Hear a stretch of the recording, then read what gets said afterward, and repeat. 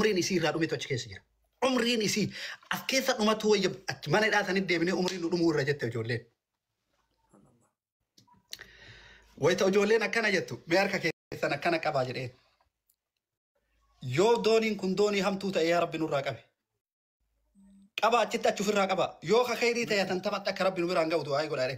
Yaa Rabbi yoo ka khayrii ta'e nu biraan ga'e yoo ka yaa Rabbi nurraa qabe. Yaa Rabbi nurraa qabe. Amiin ijoolleen muluun isaa. Wallaahi markaba guddaadha ka dhufaa jiru kun. Markaba guddaa gaazii fe'atee deemu. Allahu akbar. Amma dooniin kuni harkuma keenna kana akkana gadi hindeeffanne nu bira ga'uuf. Allahu akbar. Itaalii jedhe gurbaan nuun oofu uummata gurraacha kanaa itti achi qabuu dide. Dubartii keessaallee dhiiratu jira mucattiin takka ijoollee Jimmaatii Roomaa jedhamti. Hin deebiftamoo hin deebiftu jetteen. Gara markabaa hin deebifte ilma haadha. Hin deebiftamoo hin deebiftu anillee bira jira. Itti soorsifne doonii amma. Wayita doonii itti soorsifnee nama 220 suutaan dhaabnee osoo waa takka nu keessaan bu'in osoo daa'imman teenna nu jalaan rakkatin itti ol yaane. Wayita itti ol yaanee haga nuun deeme guyyaa lama moo akkam nuun deeme baara gubbaa guyyaa lamaaf wayi nuun deeme. Nasrii Rabbi nuu fide wayita nu achi geennee Sardiniyaa jedhanii Sardiniyaa geennee Sardiniyaa kana nu taqabbalamnee dhiqannee nurraa geeddaranii hoteela nu kennanii teenee televezyiinii ilaalu ijoolleen kaleessa noo fooyyaate 600 kun dhumatan. Bakka tanaaf isinii deema. Dhumani. Dhumte ijoolleen tun mudhisaa jira miidiyaan. Ila ijoolleen nu duraa yaate dhumte ila ijoollee kanuma jedha namu. Alhamdulillah Rabbii kiyya kadhanni si haa ga'u. Rabbii kana achirraayyuu kaanee ijoollee tana ijoollee rakkoo tana walii argine yoo bulii sadi geennu haraqee kabrii akkana harka qabattee daaraa gurra ofii irraa hin dhiqanne. Wallahi daaraa gurra ofii irraa hin dhiqanne dhuddi beektaa itti dhufne anaaf Umar Alfaaruq. Bata jarana jedheen wallahi ashawa mallee gurra keessaan dhiqattanii jennaan deemi maaltu shiga yoo jedhe qaruuraa akkana deeffateen akka tokko gadhaallee yaadadha. Abboon utubsiisuu barbaadda beena namuu xariiqa ofii gubbaa jira naan jedhu Umar Alfaaruq kan lubbuun jiru kana waliin deemina masjida. Wallahi rabbummaanuu bar'isinuma keessa rabbiin keessa isin buuse kanaaf isaanuu baasee wallahi Allahu akbar. Daaraa kana wallahi daaraa nafa gurra keessaan dhiqanne deemi daawa masjida goni jedhe qaruuraa akkana naddeeffate wallahi rabbi raga qaruuraa akkana naddeeffate yoo inni lafa onna ka'e abboon utubsiisuu barbaadda beena namuu xariiqa keessa jira beena naan jedhe ustaazu Umar Alfaaruq biraa deemne. Ijoolleen hadha akka argan ta'anii fi uf dagatan kun kulliin isaanii waan isaan keessa dabran. Wanta isaan ta'an. Ustaaz waan tokko waan ani ichitti isin gaafachuu barbaadu bakka doonii tanatti. Doonii kana yoo dhagahu odeeffannoo hanqaburraa yoo dhugaa ta'uu baatte illee hin beeku. Namootuma baqattummaaf galaana kana ce'uu deemu leenjisaniitiin doonii itti kennanii jedhan. Wanni kun akkam. Amma doonii kanarratti. Ka dooniin isiniin oofu kuni achumatti ka isinuma waliin gara xaaliyaanii dabruu barbaadu leenjisanii namuma isin keessaa jajjabaa ta'ii leenjii kennanii fi itti kennanii karaan kana jedhanii maappii kennanii fi karaa kana deemiin jedhanii. Doonii akkaataan jiru doonii kana doonii kun jalli isaa komborsaatoo xaawulaa fi muralee fi komborsaatoon dalagama jalli isaa. Gubbaa isaa kana zuuriyaa akkanatti deebisanii afuuffaa fiinyaa kana sharaatu jira kafa waxxaramu irratti. Sharaa kana irratti waxxarama. Namoonni doonii namaan oofu ijoollee mateen ijoollee Oromoo osoo hin taane warra baharaa irratti guddate. Warra naannaa Habaaraa ka akka Maalii, ka akka Gaanaa, ka akka Sumaalee. Oromoo keessaallee an doonii oofuu danda'a yoo jedhe guyyaa lama yookiin guyyaa tokko tireeniingii goosisanii irra kaa'ani. Guyyama lama yookiin guyyama tokko tireeniingii goosisanii irra kaa'ani.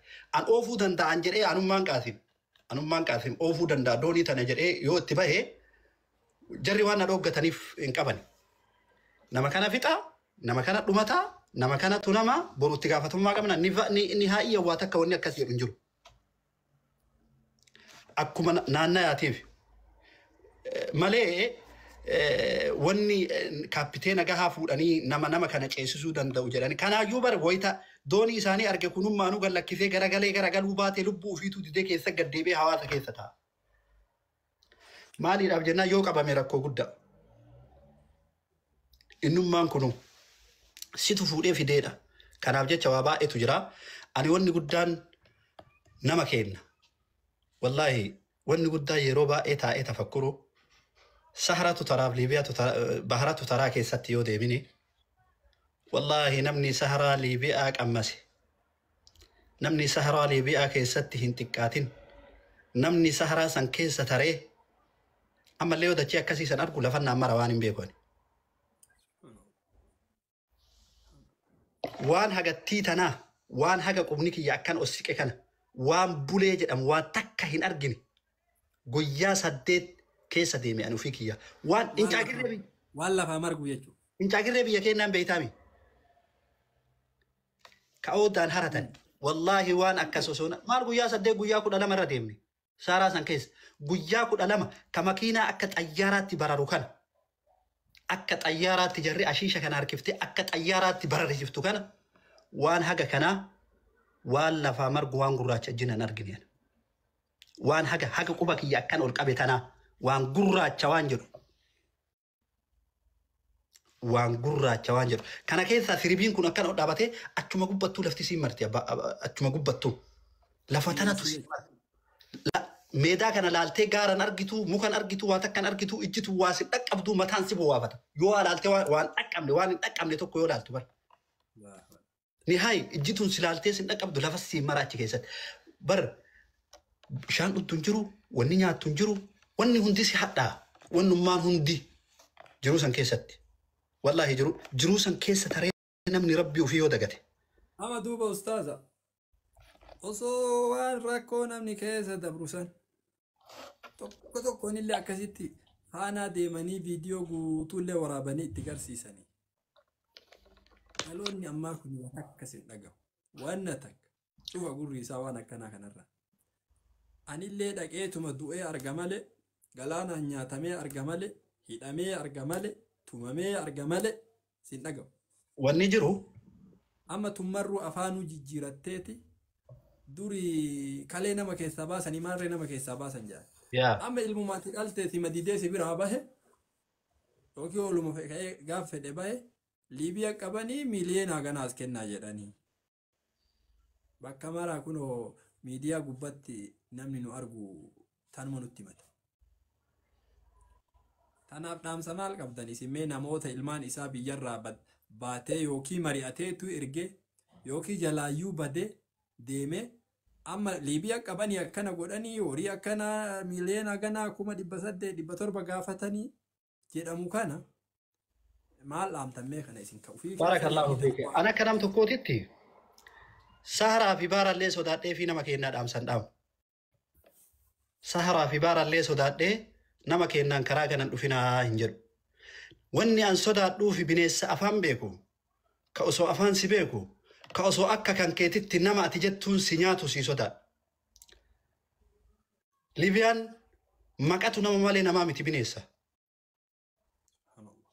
maqatu nama malee namaa miti bineensa ilma namaa wallahi gaafa tokko sayyaad naannoo jedhamu suuqa keessa dhaabadha hin wajjadha osoo an argu wallahi ijoolleen shaamaa gurraacha uffateeraa gurbaan ummata gurraacha kana dalagatee birrii dhooggatee birrii bakka irratti afaan keessa wal dhadhabdee dhiisi bakka hidhee duddaan irraa achi garagalee mucaan shugguxii ol fuudhee duddataa kanaan qabsiise yoo shugguxii dhiinni shaamaa keessa fash jedhe wallahi rabbi dachiin tun gadi nalidhetti jallee tanumaa mi ufin jedhe tanumaa miti jallee dhiinni dudda isaa keessa abboo waa takkan goone bar dalagatee waanuma dalagate san naa kenni jedhee dhooggate amma ta haftee daran Liibiyaan beelaa waliin rakkinaa waliin ilma namaa ka karaa kana dhufu akka hoolaatti ol fanniftee zalazzaltee foon gurgurachuu irraa wanni irraa hafe takkan jiru ani wanni ilma namaati an sodaadhu waan guddaan wanni an nama kennaa an dhaamu Liibiyaan dhufina baarallee sii sodaadhee siin dhaamu saharaallee sii sodaadhee siin dhaamu waan har'aan tana Liibiyaan hawaasa kennaan itti jirtu guyyaa dheengaddaa ijoollee kaartoonii baattu ta waraqata harkaa qabdu ta waraqamaayyuu baafattee harkaa qabdu ila kunoo Huseen jedhan ijoollee gafraati hiriyaa kiyya gaafa achi dhiisee biraa dhufe caccabsanii daaraa godhanii daaraa ta'ee jilbaa gadi hidhaa gadi hin jiru ka biraa ka ajjeesani ka mataa dhayan ka shugguxi yoo ati jalaa fiitti ol fuudhanii mataa kan kee addaan itti si baasan har'aan tana daran keessa jirti jaannamiin guddoon nama kennaa Liibiyaadha Liibiyaa hin dhufinaa atiin abbaallee hormaanni ilmi kan kee hiyootii ufii kafalee Ayirooppaa sii dhufee maasiin jedhee si qeeddaru sun wallaahi jaannamiin sitti ta'a hin geegessin jedhaan takka. Ani beektaa nama keenya kanaa waa hin himu. Maaf waa hin himne beektaa wallaahi ka duuti Yamanii keessaatii fi jidduu Su'uudiitii fi jidduu Yamanii nama keenya hin gorsine maalillee isan gorsa bibiki. Amma fa'a maal fidde beektaa jeedalaa fi bineensa irraa daaqalanii bineensa nama nyaatu kan nama irraa hin gorre fidanii jidduu sanitti naqan. Ilmaan teenna haa nyaatuuf Su'uudiin fiddee daaqalamee ka akka bineensaallee si jalaan dheessine ka afaan baneetuma sitti deemu. Laabraatoo badawannaadhaan dadhabanii kilaashiin dadhabanii maaliin dadhabanii jennaan bineensatti gannaqan. Yaa ijoollee teen wallaahi riskiin harka rabbiiti. Ijoolleen gaafa an biyyaa bahu listiroo karaa irra teettee xarattu hadhana tarte makiina harkaa qabdi. Ani gaafsan hiyootii sanii olii jiraadha jedhee Ayirooppaa dhufe akkatti jiru anaaf rabbi beeka jireenya kiyya. Fuudhee ilmaan dhalee abbaa ilmaanii ta'een kan manni obboleessi kee kanarra dhalatu ilmaan wal fuudhee waliin majlisa soofaa tolfatee argaa gaarii gubbaa sana jedhaara. Maal taatan? Wallaahi ladhiim jiruu gaarii jiraataa jira. Jarana riskii ila mucaawayii ijoollee jimmaatii Kaalid jedhaniini waliin galla. Liibiyaa maannu jarma wannaa gaafa jirru gaafa Suudaanii jiru. Abboo Kaalid beena hin deemnaa jennaan tanaa dogongora dhufe jedhe riskiin tiyya tarabbi kalee sanaa katabe bakka kanatti illee nafaana jirti. In deemu deemati naan jedhe. Mucaa sana gadhaa quba ol qabna. Har'a konkolaataa isuutii qaba. Mana gaarii qaba. Jiruu gaarii jiraataa jira. Biyyaa bahanii fi miti. Yookiin ijoollee dhageeffadha. Dasee gaarii uffannee fuula keenyaan babbareennee waa lukkuu tana qoqqocannee babbareennee isin as baaneef jiruun Ayirooppaa fani isinitti fakkaatina. Wallaahi azaabu duniyaa. Horii hidhanii fakkeenya isin hime jiruu biyya faranjii horii hidhanii marga kana haga kana taree inni hin dheedin. Marga kana haga kanarra taree hin dheedin yoo jedhan bakka xiribbaa isaa sanirra taree dheeduu hin danda'u horii sun. Dhageeffadhamee sirriitti bakka xiribbaa isaa hidhame sanirra taree dheeduu hin danda'u. Waanuma ati isaa kallalte san qofarra jiraata. Jiruun Ayirooppaa haa kada. Waan isaan si kaayan bakka isaan si kaayan sani haala isaan si kaayan saniin ala sixxee dimokiraasiin biyya Ayirooppaa keessa jira jedhani. Wallaahi dimokiraasiin hin jiru. Anu ijoollee biyya Arabaa tana yoo jarri achi Ayirooppaa kana asawwitu keessa kiyya na dhaga'ama. Maaliif? Gaarii uffattee gaarii dubbattee bakka barbaadde jiraattee bakka barbaadde kireeffattee jiraachuu dandeetti. Mana kanaa baay'ee bakka biraatti kireeffachuu hin danda'u. Fakkeenya dheengaddaa asirraa ka'ee magaalaa biraatti galee yoo fakkeenya isinii godhe magaalaa darbii jedhamtu galee ture. Dheengadda gaafa miilli kiyya na cabee jedhe mana achi siin kenninu deebi magaalaa duraatti naan jedhanii deebee magaalaa kana jiraam. Bakka sii mijjate hin jiraattu. Akka feete sanitti hin jiraattu. Haadha manaa hin fuuta. Ilmaan tantee dhaattee hin jiraattu. Ilmaan tantee tumattee hin jiraattu. Haadha manaa tantee tijoo afaan keessa ol dhabde waa jedhattee ni haati manaa tantee waa siin jedhattee jiraachuu hin dandeettu. Qabeenya guddaa qaba jettee qabeenya kan keessan akaawuntii kan kee gubbaa kaayattee jiraachuu hin dandeettu. Fakkeenya 10,000 ol akaawuntii kan kee gubbaa yoo arganii darafan 10,000 yoo arganii dhiisan eessaa fiddee jedhan. 500 yoo hadhaan tan akaawuntii kiyyarra bu'e eessaa sirra bu'e taxayyaaqiidha. 500 akaawuntii kiyyarra yoo bu'e eessaa fiddee sirra bu'e. Warri Ayirooppaa keessa jirtan soba dubbataara naanaa jettu. As keessa jirtanii.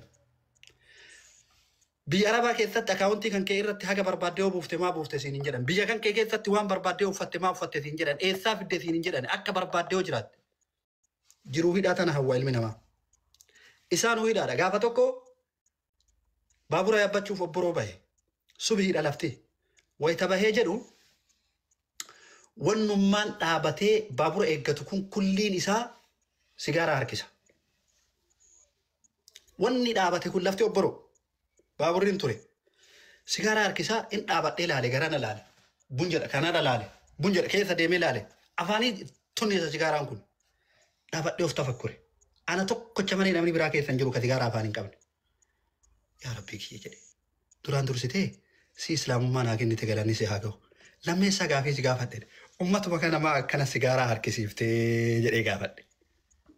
Ufuma gaafataa dha bara. Ummatuma kana maa akkana sigaaraa harkisiiftee jedhee gaafadhe. Deebi'ee ofuma kiyyaa honna jedhu istireesiin jireenyaa. Fakkeenya damosa yoo 3,000 waa hojjetu taate 3,000 keessaa birriin harka isa geettu meeqa? Kiraa manaa isarraa muranii, biirii isarraa muranii, elektiriika isarraa muranii, bishaan isarraa muranii, taaksii isarraa muranii, wanni kun kulliin ciramee yoo guddate birriin 1,000 takkaa kiisii isa geetti. Yesaw baariyaa. Baariyaa namaa. ejjisuuriin akka dur zamana mootummoota durii san baariyaa biyyarraa fitanii biyya ofii ijaarsifatanitti hadhallee ejjisuuriidhaan biyya ijaarsifataa jiran. Ofii ittiin jiraatutti jiran. Yoo ati hojii malee teettee jette torbaan irraati waamanii sababni ati hojii sottee hojjanneen maali? Lamni no siraa maat falligi. Maa teetta mana? Kuno ila waraqata ila kun waaqa miidhamee ta'u kana waraqata baafadhee adnu kubsataa dhadhee iyyannoo harka meeqa galfadhee akkasitti ofirraa afaan qabee taa'a. Gaafa waraqata si kennite irraa